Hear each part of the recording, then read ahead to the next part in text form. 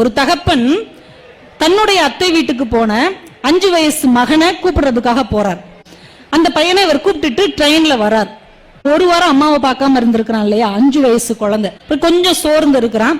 உடனே இவனுக்கு பார்க்கும் போது வருத்தமா இருக்கு. கீழே படுக்க சொல்றாரு. எனக்கு ஆரஞ்சு பழம் வேணும், எனக்கு ஆரஞ்சு பழம் வேணும்னு அடம் பிடிக்கிறான். அடுத்த ஸ்டேஷன்ல நிற்கும் போது ஒரு ஆரஞ்சு பழம் வாங்கி அப்பா கொடுக்கிறார். அதை வேகமா வாங்கி மடியில வச்சுக்கிறான். சாப்பிட்றா, உரிச்சு தரவா? இல்ல இல்ல, அம்மாவை பார்த்து ரொம்ப நாள் ஆச்சுல, நான் அம்மா கையில கொடுத்து அம்மாவை உரிச்சு தர சொல்லி சாப்பிடுவேன், அப்பதான் எனக்கு ரொம்ப பிடிக்கும் அப்படின்றான். சரி, சந்தோஷம். மடியில படுத்து தூங்கிடுறான். அடுத்த ஸ்டேஷன்ல ஒரு நடுத்தர வயது உள்ள ஒரு பெண்மணி, ஒரு ஒல்லியா ஒரு சின்ன பிள்ளை, ஒரு 9 வயசு இருக்கும், ஒல்லியா கருப்பா, ஒரு சீட்டி பாவாடையும் சட்டையும் போட்டு கையில ஒரு பாவாடையும் சட்டையும் சுருட்டி வச்சுக்கிட்டு ஏறுறாங்க. இவங்களுக்கு எதிர்க்க உட்காடுறாங்க. இந்த அம்மா கேட்கறாங்க, சார் நீங்க எங்க வரைக்கும் வருவீங்க? மாயவரம் வரைக்கும் வருவீங்களா? இல்லங்க, நான் கும்பகோணத்துல இறங்கிருவேன். ஏன்? இல்ல இந்த பிள்ளைய மாயவரத்துல ஒருத்தர்கிட்ட ஒப்படைக்கணும். ஏன்? இல்ல இந்த பிள்ளை கல்கத்தா போகுது.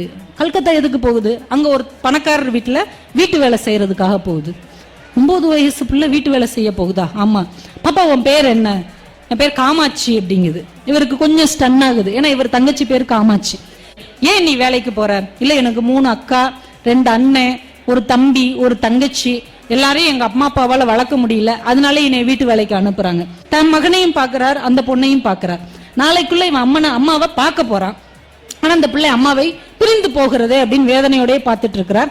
அடுத்த ஸ்டேஷன்ல ட்ரெயின் நிக்குது. அந்த மகனையும் அந்த பெண்ணையும் அழைத்து கொண்டு இவர் சாப்பிட போறார். சாப்பிட உட்கார்ந்தோடனே இவங்க பையன் தயிர் சாதம் வேகமா வாங்கி சாப்பிடுறான். பசியில தயிர் சாதத்தை வேகமா அள்ளி வாயில வைக்கிறான். மிளகாவை கடிச்சிடறான். ஐயோ அப்பா மிளகாங்கிறான். இருடான்னு தண்ணி வேகமா எடுத்து கொடுக்குறார். உடனே இந்த பிள்ளை வேகமா சாப்பிட்டுட்டு இருந்த குழந்தை கையை உதறி ஓடி போய் கொஞ்சம் ஜீனி வாங்கிட்டு வந்து இவன் வாயில போட்டுட்டு கையை கழுவிட்டு, கொண்டா நானே உனக்கு பிசைஞ்சு ஊட்டி விடுறேன்னு அவளே பிசைஞ்சு ஊட்ட போறா. உன அக்கா மாதிரி தான்டா, ஊட்டி விடட்டும் அப்படிங்கிறார். சரின்னு வாங்கிக்கிறான். அவ ஊட்டி விட்டு அவளே வாயை நல்லா கழுவி விட்டு அவன் கையை பிடிச்சி ரொம்ப பத்திரமா கூட்டு வந்து உட்கார வைக்கிறான். கொஞ்ச நேரம் கழிச்சு இவங்க இறங்க வேண்டிய ஸ்டேஷன் வந்துருது.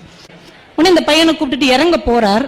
வாசல் வரைக்கும் வந்த இந்த சிறுவன் அப்பா கையை உதறிட்டு திரும்ப ஓடி போய் இவ்வளவு நேரமும் அம்மா கையில கொடுத்து உரித்து சாப்பிட வேண்டும் என்று ஆசையாக பத்திரப்படுத்திய அந்த ஆரஞ்சு பழத்தை எடுத்து அந்த பொண்ணோட கைகளில் திணித்து விட்டு ஓடி வருகிறான். அவங்க அப்பாவுக்கு அப்படியே உடம்பு சிலிர்த்து போகிறது. இந்த சின்ன வயதில் தான் அம்மாட்ட கொடுத்து சாப்பிடணும் என்று நினைத்து பத்திரமாக வைத்திருந்த ஒரு பொருளை முன்ன பின்ன தெரியாத ஒரு பெண்ணுக்காக தன் பிள்ளை கொடுக்கிறதே என்கின்ற மகிழ்ச்சியோடு தன் குழந்தையை அப்படியே சேர்த்து கட்டி கொள்கிறார். அந்த கதையை எப்படி தீஜா முடிக்கிறார் என்றால், என் மகனை கட்டி கொள்ளும் போது இறைவனை கட்டி தழுவியது போலவே இருந்தது என்று முடிக்கிறார்.